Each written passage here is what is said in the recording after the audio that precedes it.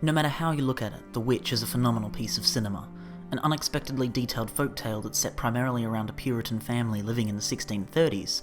The Witch manages to accomplish a level of authenticity and believability that other films can only dream of.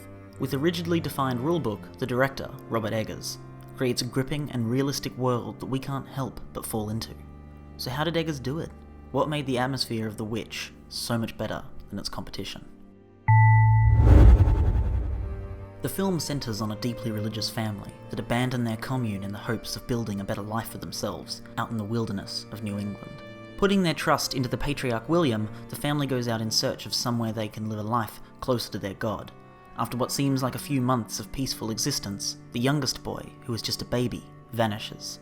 From that moment on, the family's life is thrown into chaos. The mother grieves terribly for her lost child, and William has no time to comfort her as he desperately searches to find a way to prevent his family from starving to death in the coming winter. Afraid of being sold, the two oldest children go into the wood in search of the baby, and this time, the eldest son Caleb disappears.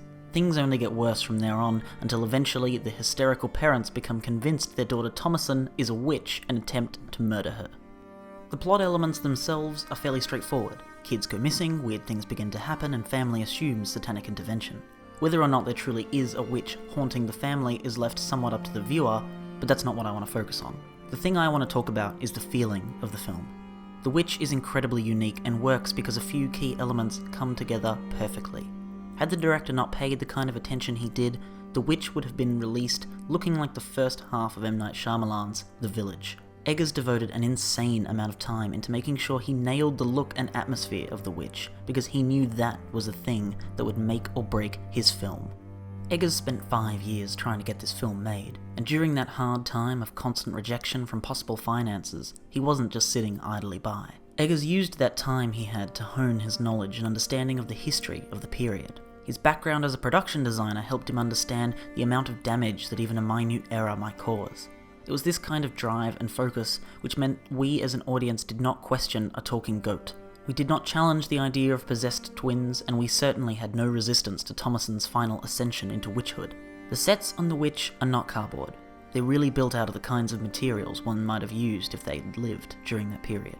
The costumes are truly woven fabric, and that's real mud dung used to build the walls. Black Phillip is even a real goat. He actually put the actor who played William into the hospital due to a goring at one point. If you pay attention to the dinner table scenes, you'll even notice that none of the family is using a fork. During the 1600s, people ate with a spoon and a knife, and Eggers hasn't neglected even this minuscule detail. But what possessed our director into this kind of borderline obsessive level of recreation? What was behind his motivation to fully realise this world to the level that he did? He said in an interview regarding The Witch, "I don't necessarily think that period accuracy equates with good storytelling, but here we needed to believe in the witch, and the witch is as real for us as the dirt under their fingernails and the mud-dung walls of their house."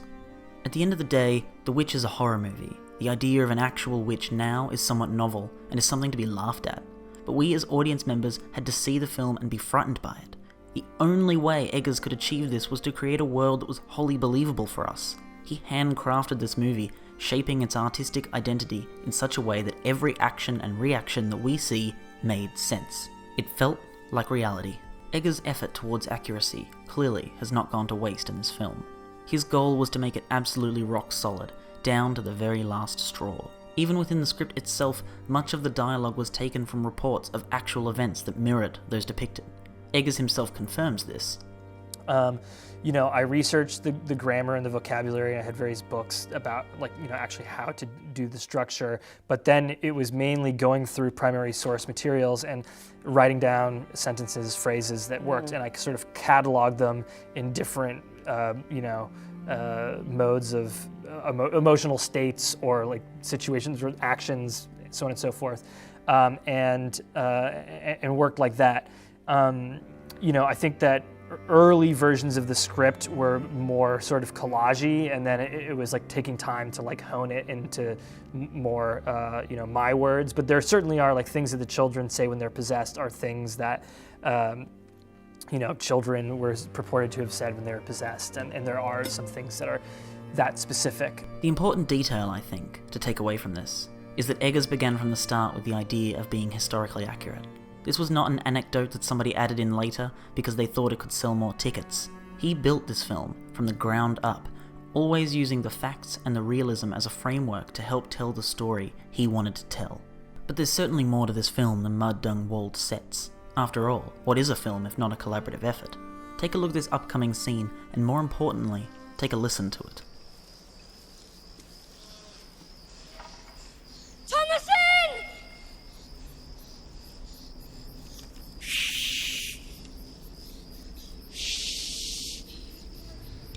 Fowler! Did you notice that you could hear every tiny movement that Caleb made? Every step, every little twig snap echoing off the trees in such a way that it only served to accentuate how alone he truly was. Even more interestingly, this forest is far from silent, as one might expect in a typical scene like this. But this isn't a typical scene, and this damned forest is loud, whispering and creaking at young Caleb. It's a foreboding creature surrounding him and swallowing him up. Caleb is just a tiny speck of insignificant dust in the mind of this evil wood. Overall, the sound design in The Witch plays a huge role in the overall text, cementing the family's dread and supernatural fear into our mind. The camera work, however, is of course equally important.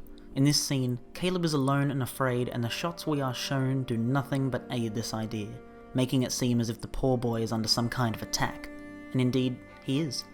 The looming trees dwarf him in size, like a massive cage that he can't escape, leading him closer and closer into the witch's lair. An interesting idea that seems to be touched upon in The Witch is the concept of fear allowing evil to happen. The worst events of the film take place during the most fearfully irrational times. When the family is most concerned about Satan and witches is when the darkness truly strikes. William dies after giving into his anxiety and locking the children away. The mother is killed when she finally becomes a slave to her hysteria and attempts to choke Thomason to death. It's almost as if the family is being punished for their superstitious weakness. Thomason herself is rejected by her father after casting the suspicion onto her younger siblings. Do not lie! Silence, creature! Whether or not the witch coven truly exists in this film is up to debate, but what one can certainly take away from it all is that out here in the wilds, Satan exists. He is a real and present threat, if only because the family so strongly believe him to be. Ultimately, the concept of belief is what lies at the core of The Witch. The family truly believe in the power of witches and Satan, just as we, the audience, believe in the world that Eggers has created for us. Nothing about this film would work half as well had the production team not invested so much time and concentration into the idea of believing. At the end of the day, whether the events of the film are literal or metaphorical doesn't matter. To the characters, everything that happens is real, and because of his masterful directing, for us, everything that we see on screen also becomes real. Everything that happens in the movie makes sense, and so we buy into it. Eggers knows that this was the only way to make this movie.